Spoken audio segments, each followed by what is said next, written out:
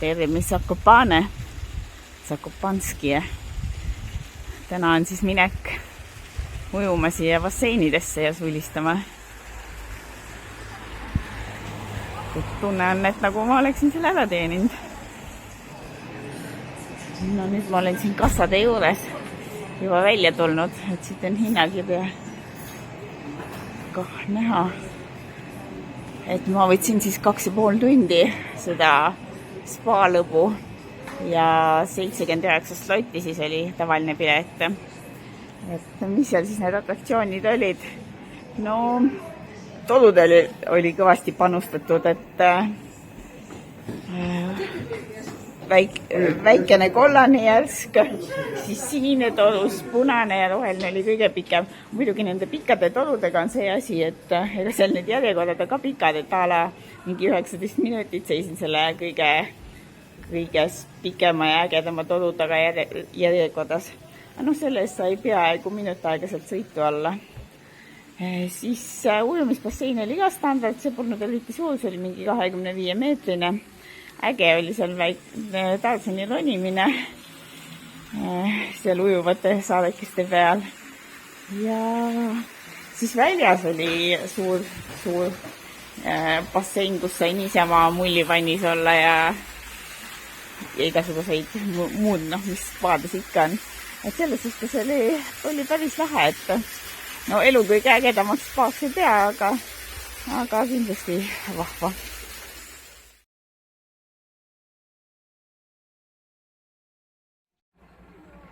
Taas olen siin parklas, kus ma kord juba vihmaga läbi tulin, aga nüüd siis alustamas jalutuskäigupäeva. Et peab ikka sen need kuulsad järved siit ära vaatama. Aga siin on siis jälle piletikassa. 100 raha eest, 100 sloti eest saab siis Moski Oko juurde hobusõitu teha. Aga mina muidugi kõnnin jala. Siin ees mäe nõlvadel on isegi lund näha. Mingisugune parkimiskoht. Et paar kilomeetrit peaks veel sinna järveni minna olema. Olen kohale jõudnud siia järve äärse hüti juurde. Ja siin on näha see Moskoje Oko ka. Et see peaks olema kirjade järgi siis Kõrgtatlate kõige suurem järv ja mäed selle ümber kõrguvad üle 1000 meetri. Ja üks neist üle 1000 meetri kõrguvatest mägedest on Liisi. Ma ei oska isegi öelda, missugune neist. No see seal paistab see kõige kõrgem. Aga no muidugi see pilt võib petlik olla. Aga Liisil on tegelikult 3 tippu ja Poola kõige kõrgem tipp on 2499 meetrit.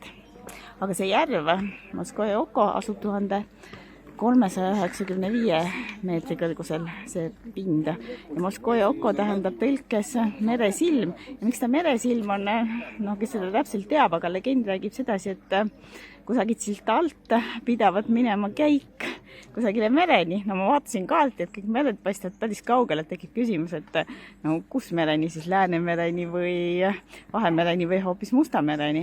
No on selle silmalooga, kuidas on, aga järve ennast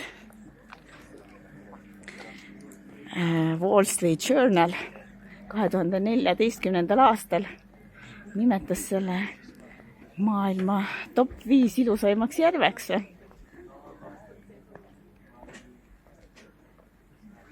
Et hidden gem, peidetud pärle.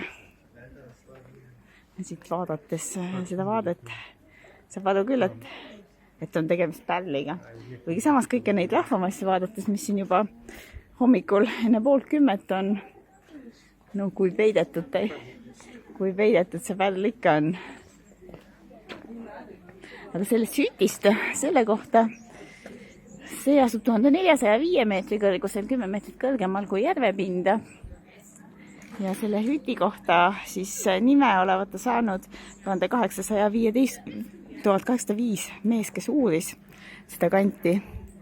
et tema järgi. Aga ma kohe nägin siin samas ka need tippude nimed, et saab siis vaadata, milline see Liisi on. Ahaa, ei Liisi, ikka see tipp ei olnud, mis ma arvasin, et ta on siin vasakumal pool, 2499 meetrit. Ja siin on need teised Liisi tipud ka, Liisi, madal Liisi, ilmselt tõlkes 2430 meetrit. Ja tont teab, mis see kolmas on. No, need teised Liisi tipud, need jäävad siis juba Slovakkia poole peale. Aha, et Liisi on siis seal poole. Seal.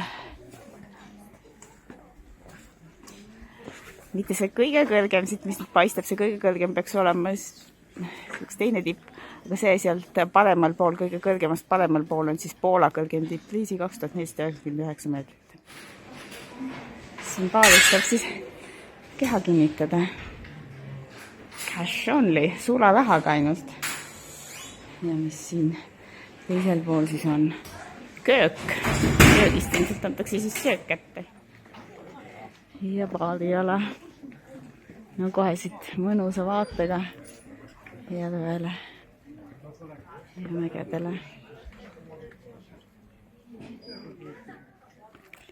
No Liisi otsa läheb isegi matkarada siit alt järve äärest. Et ega see paistab suht pikk ja tehniline rada olema, et 4 tundi 15 minutit, aga kilomeetreid peaks olema mitte väga palju.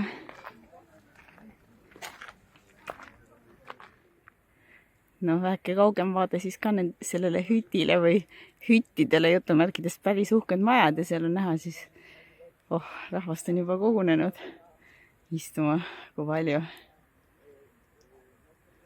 Et sellele Moski Okole peaks saama ilusti ringi jalutada.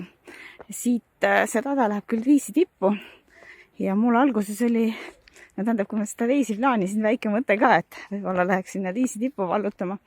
Aga siis vaatasin ilmateadet eile ja siis ilmaga lubati niimoodi, et täna tulevad siin vahepeal just keskpäeva paiku ja pärast seda väikesehood ja värgid.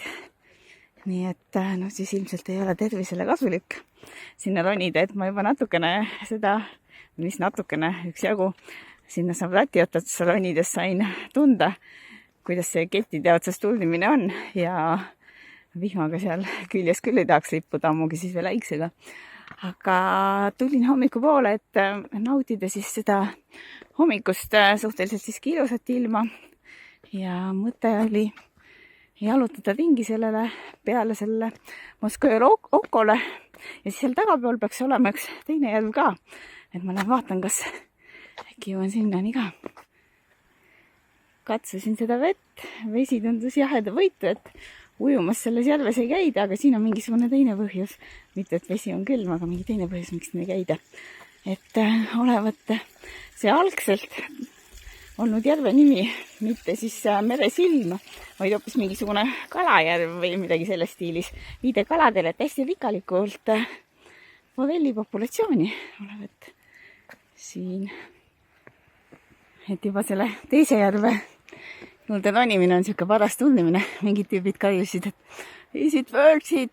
Kellelegi, kes seal üleval juba oli. Ja siis see karjus, no, et mis sa teed, et kui küsid, et kas on väärt seda minekut. Ja siis sulle ülevalt vastatakse, et ei ole. Kas veeretad see ümber või? Vist mitte, ikka rühid edasi. Aga juba siit, see Moskoje Oko allapoole sinna ja see majakene, hütikene seal. On päris head vaatad. Juhu, siin on see teine järv. Ja selle järve nimi on Krasni Stav pod Liisami. No Liisi Stav on ilmselt järv ja kõrgus näitab 1580 meetrit merepinnast. Et jah, otsustage ise. On tuldimine siia seda väärt või ei ole? Mina arvan, et on. Missugune jääkoht. Seal on jääkiht ja siis vesi on vist voolanud ja sellise koopa teinud. Tõmban natuke hinge tagasi. Noh, see on mul siis täna ümberpööramise kohaks mõeldud. Ja ma tahtsin tulla siia kohta, kust on näha need 2 järve, see ülemine ja see ülemine keerulise nimega ja see Molskoje Oko seal taga ja siit on isegi näha see Molskoje Oko majakene ja siukesed tõusud. Aga kui me vaatame nüüd seda taevast, et siis tõepoolest ilm kisub kahtlaseks ja teeme siis plaani järgi. Pöörame otse ümber ja jätame riisi järgmiseks korraks. Inimesed, nagu ma ei tea, mis need linnud, kes pingviinidele ohtlikud on siin kivide peal.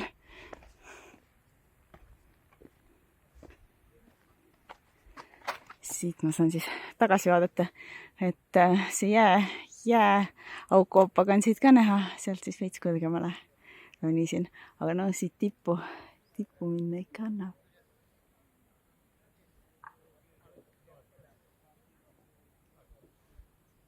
No osad ikka üritavad, et loodavad, et läheb õnneks. Loodame siis, et kõik jõuavad veel pealt tagasi. Vist jah. Eks see taevas räägib enda eest siin. Molskoje Oko. Päris hea vaade siit ka kõrgema järve juurest alla. Järve ringiga lähen teistpidi tagasi ja seal on siuke vahva juga kõrgelt tulemas.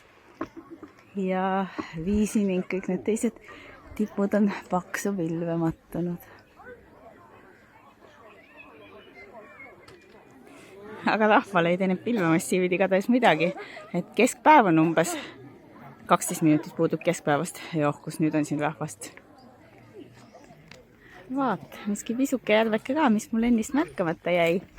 Aga algab siis see suur jutumärkides palvelennu tee sinna Parkla poole tagasi.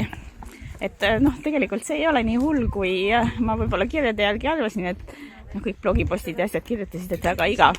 Et noh, selles suhtes ta on igav, et tõesti siin on nagu see asfalttee kuni sinna Parklani välja. No vahepealt on võimalik, kes tahab natukene lõigata siin kivide tee pealt ka ronida. Aga no mis teeb selle suhteliselt ägedaks on siiski, et sa tunned ennast nagu ikkagi suurel rahvakõnnil, et peaaegu nagu rahva jooksega kõik kõnnivad. Ja siis vahepeal need hobused vaatamine. Saan siin väikese kaardi vaatamise teha, et kus ma siis täna käisin. Palenika Sanska, ühesõnaga see parkimisplats on siit. Ja siis siit üles. Ja Molskoje Oko. Et see distants on umbes 8 kilomeetrit seda asfalti mööda. Ja siit, noh, see on muidugi lihtne astumine. Ja siis turnimine siia teise järve juurde. Noh, siit on juba veits turnimist. Teine järv.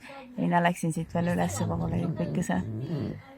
No, riisi jäi päris lähedale, aga tegelikult see tõusumeetrite vahe, et see võis oma 800 meetrit olla, et kaardi pealt paistab, et mis see on, aga tegelikult on ikka paras siuke.